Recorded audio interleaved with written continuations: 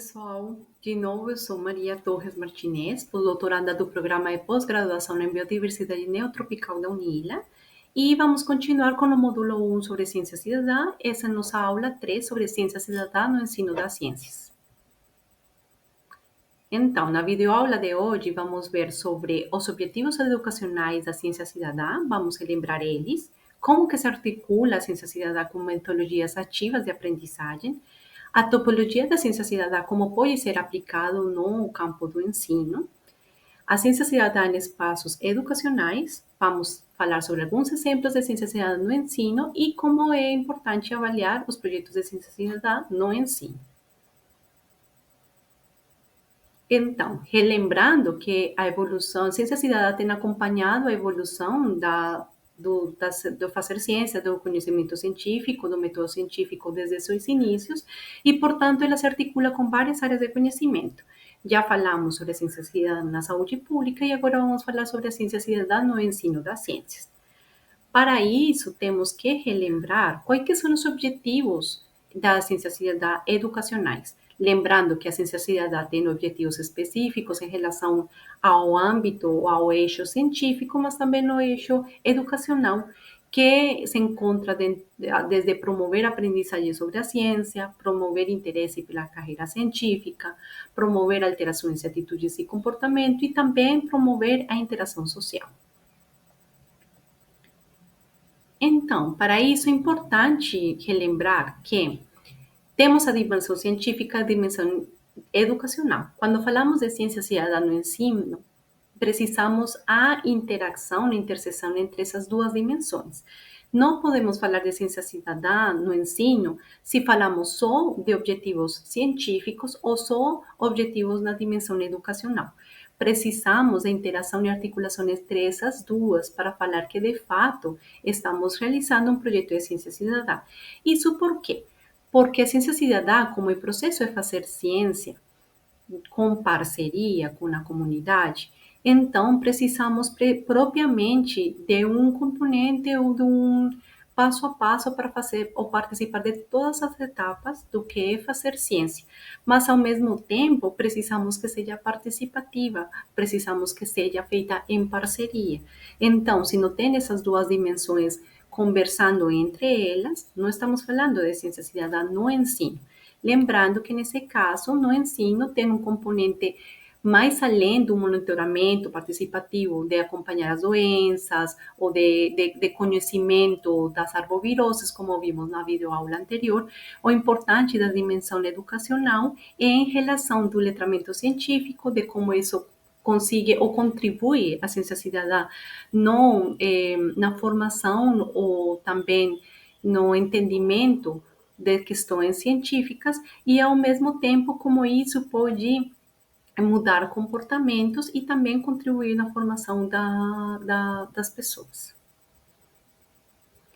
Para isso, devemos ver mais especificamente como que a ciência cidadã se encontra dentro ou pode ser utilizada como ferramenta dentro das metodologias ativas de aprendizagem.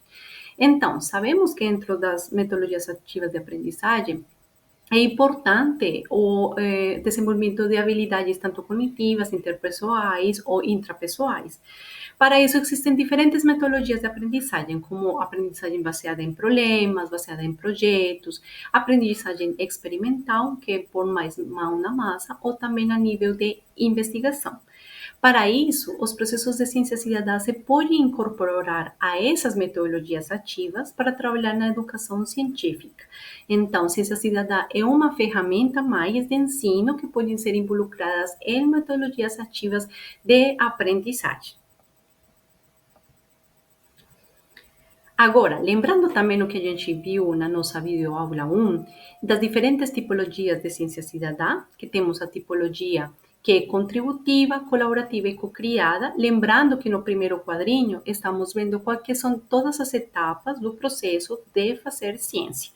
E as bolinhas mais escuras é quando o público é incluído para chamar que o projeto é contributivo, por exemplo, porque participa da coleta de dados. quando é colaborativo, porque participa mais etapas, e co-criado quando participa em todas as etapas, e as bolinhas brancas é quando pode participar a comunidade, mas não é obrigatório para esse tipo de projeto participar em outras etapas do Fazer Ciência. O que eu quero trazer aqui é que os projetos de ciência cidadã voltadas para ensino pode ser trabalhado qualquer desses três tipos de projetos de ciência cidadã podem ser trabalhados em espaços escolares. Então, o fato de trabalhar em espaço escolar não quer dizer que estamos limitados a certos tipos de projetos de ciência cidadã. É importante saber que os diferentes tipos de ciência cidadã se aplicam a qualquer tipo de contexto escolar, sempre e quando cumpra com esses requisitos de participação nas diferentes etapas de fazer ciência. Também é importante lembrar que para trabalhar de ciência cidadã em espaços educacionais, precisamos ter muito claro quais são essas questões de pesquisas relevantes. É importante que no projeto que seja trabalhado de ciência cidadã em espaço escolar, essa participação na pesquisa faça sentido para os educandos e que seja contextualizado tanto local, regional, como também globalmente. Então, a nível nacional e globalmente. Então, o projeto de pesquisa tem que fazer sentido para o público-alvo, dependendo também da idade e do grau de escolarização. E que para garantir uma boa qualidade dos dados gerados nesses projetos de ciência cidadã, é importante que os procedimentos de coleta de dados sejam adequados às habilidades da faixa etária. Isso é muito importante. Tanto os protocolos como a linguagem a ser utilizada tem que ser adaptada a essa faixa etária, tem que ser adequados aos objetivos curriculares, tem que conversar com esses objetivos curriculares ou da BNCCC, porque é muito importante que exista essa articulação para que facilite e seja de fato uma ferramenta efetiva dentro da sala de aula, tanto para professores quanto os educandos. E também que seja adequadamente os educandos treinados e supervisados pelos educadores. Isso vai permitir garantir o rigor científico da coleta desses dados. Também é importante seguir quando falamos de investigação científica escolar com abordagem de ciência cidadã, é importante pensar no que são sequências de ensino por investigação. Então, a ciência cidadã se encaixa nessas sequências de ensino por investigação, já que um dos seus princípios são as questões problematizadoras. Então, essas questões problematizadoras permitem planejar métodos, executar, analisar e seguir com as diferentes etapas de fazer ciência para responder a essas perguntas problematizadoras. Portanto, aqui o que quero ressaltar é que sem pergunta científica não há ciência cidadã, e isso é muito importante. Por isso que é importante encaixar a ciência cidadã como ferramenta quando se quer abordar em sala de aula uma questão que seja de responder uma pergunta, de entender uma problemática e de poder aplicar um processo científico e etapas científicas em meio dessa questão que seja problematizadora. Então, alguns exemplos, trouxe aqui alguns exemplos de projetos de ciência cidadã que se articulam com o ensino das ciências. Esse primeiro é um trabalho feito no Chile, que é sobre o potencial que tem os cientistas cidadãos jovens, o projeto de ciência cidadã feito por cientistas jovens, e um estudo de caso de estudantes para coleta de informações sobre lixo marinho. Então, foi bem interessante porque o problema que eles queriam entender melhor para encontrar uma potencial solução é entender como que é a questão do lixo marinho e como que esse lixo chega nas praias da costa chilena. Então, para isso, eles trabalharam primeiro na questão do lixo, como que o lixo que se encontra no mar, quais que são suas consequências, quais que são seus potenciais descartes, ou como que esse lixo chega principalmente a este tipo de ecossistema. O que eles fizeram foi que eles criaram, junto com os estudantes, perguntas de pesquisa. De fato, esse é um tipo de projeto que foi co-criado. Então, os estudantes, desde o início, eles estabeleceram 5 zonas em toda a praia ou toda a costa chilena, 5 praias ou zonas principais que eles queriam monitorar. E antes de sair a monitorar, eles estabeleceram perguntas como qual é a quantidade de lixo por metro quadrado nas diferentes praias, qual que é a porcentagem das amostras obtidas que contém microplásticos, porque eles fizeram uma filtragem na areia dessas praias para encontrar os microplásticos e qual que é a origem do lixo. Eles encontraram que aqui nesses gráficos vamos ver a quantidade de microplástico em cada uma das praias. Então, a primeira é a quantidade, o gráfico A em relação à quantidade de lixo marinho que foi encontrado em cada uma das praias.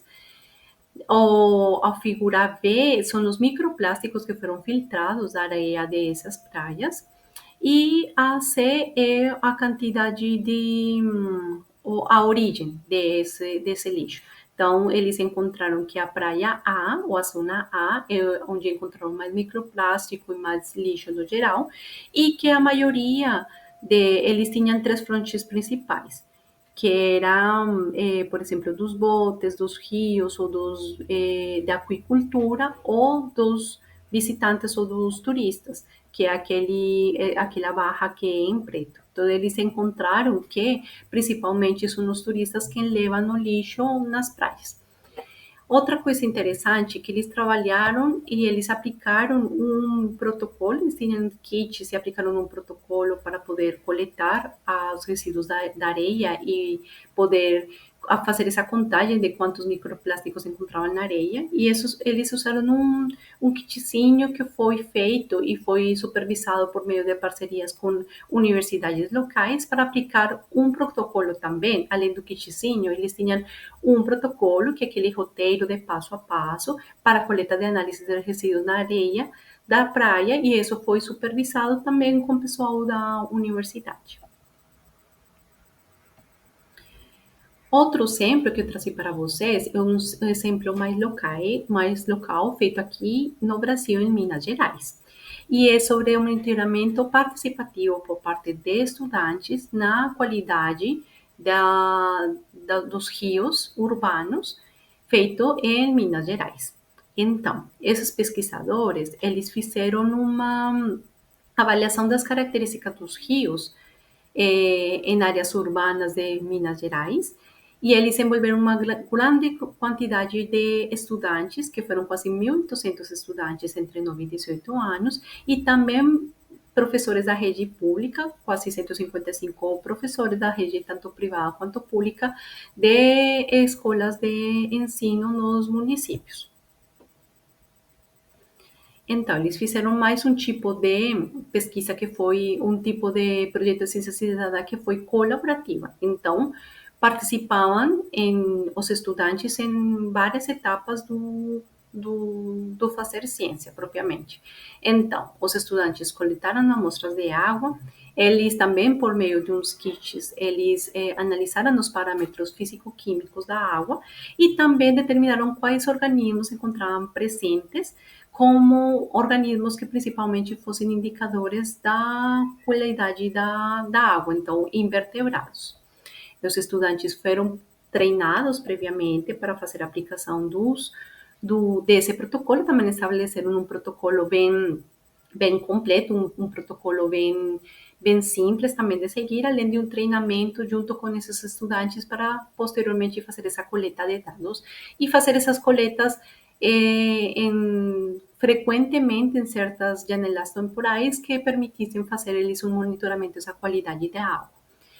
Então, os estudantes, quando coletaram as águas, fizeram todas as coletas desses parâmetros físico-químicos, dos organismos indicadores da qualidade de água.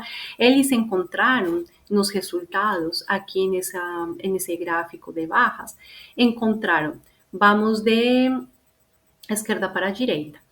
Entre mais à direita é maior grau, tipo de habitante por área, no eixo Y, e no eixo X é a qualidade desses ecossistemas aquáticos. Então, enquanto a barrinha preta vai aumentando e que tem maior grau de disturbância, essa qualidade de água, dependendo dessa quantidade de habitantes que foram calculados nas áreas ao redor de onde foram feitas essas amostras ou foram pegas essas amostras de água. Já finalizando com esses dois exemplos que trouxe para vocês e pensando como que, relembrando o que a gente viu em relação aos objetivos educacionais da ciência cidadã, como que ela poderia ser uma ferramenta utilizada dentro de metodologias ativas do aprendizagem, os dois exemplos que trouxe para vocês. É importante pensar, antes de finalizarmos a nossa aula, sobre por que é importante avaliar os projetos de ciência cidadã e como avaliar esses projetos? Então, tinha comentado para vocês em alguma videoaula que é importante fazer uma avaliação final desses projetos para saber que também eles funcionaram e que tanta adesão tem o conteúdo que a gente ou foi feito durante esse projeto no dia a dia da comunidade também como um todo. Então, para avaliar especificamente projetos com caráter educativo, tem uma proposta de Phillips e colaboradores, que foi publicada em 2018, que se chama Marco para Articular e Medir Resultados Individuais de Aprendizagem de Participação na Ciência Cidadã. Então, é importante fazer uma avaliação dessa aprendizagem. Existem vários instrumentos para fazer essa avaliação. Pode ser feito por meio de um questionário, pode ser por meio de uma entrevista, por meio de diários de campus, ou quando o professor, o tutor, o supervisor ache que é a melhor forma de avaliar esse aprendizado. E é importante que esse aprendizado seja avaliado por resultados tanto individuais do aprendizagem, como também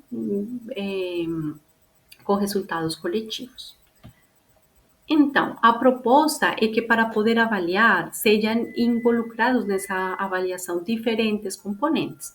Um componente, como por exemplo, aqui em azul clarinho, do interesse, que é o grau em que um indivíduo atribui a relevância pessoal a uma ciência.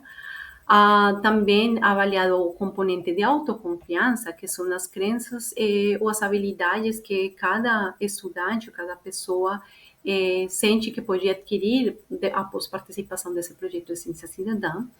A motivação é muito importante, conhecer quais são essas metas, valores ou importância de ajudar em uma causa, ou se é pelo fato de aprender alguma coisa nova, a influência de uma outra pessoa. É importante considerar que tem motivações que podem ser tanto intrínsecas quanto extrínsecas de participação em projetos de ciência cidadã. É importante avaliar também o componente de conhecimento científico, dos processos científicos, da construção desse conhecimento científico, como também o componente das habilidades em relação à coleta de dados, análise desses dados, da própria comunicação, e, finalmente, quais que são esse componente a nível de comportamentos, que principalmente podem ser mensurados por meio de ações que demonstrem como foi o resultado de aquele envolvimento. Então, para finalizar a nossa aula, vamos relembrar o que foi visto na aula de hoje. A gente viu como que a ciência cidadã pode se articular para promover a aprendizagem sobre a ciência, como isso pode contribuir além da formação das pessoas, a formação dos estudantes no conhecimento científico, como que ela se articula com as metodologias ativas de aprendizagem, como pode ser uma ferramenta usada dentro da sala de aula, pode também contribuir na alteração de atitudes e comportamentos, e como para que seja realmente um projeto de ciência cidadã, como se tem que articular a dimensão científica e educacional, quais são as tipologias conhecidas de ciência cidadã, como que elas são aplicáveis em sala de aula, como que se pode aplicar em espaços escolares e como avaliar. Essas são algumas referências usadas na aula de hoje e muito obrigada. Nas próximas videoaulas vamos entrar mais em matéria em relação a como a ciência cidadã se articula com as diferentes ferramentas e materiais utilizados em ecologia e saúde para desenvolvimento de para monitoramento da habitat da dengue e mais propriamente o conteúdo do objetivo desse curso. Obrigada.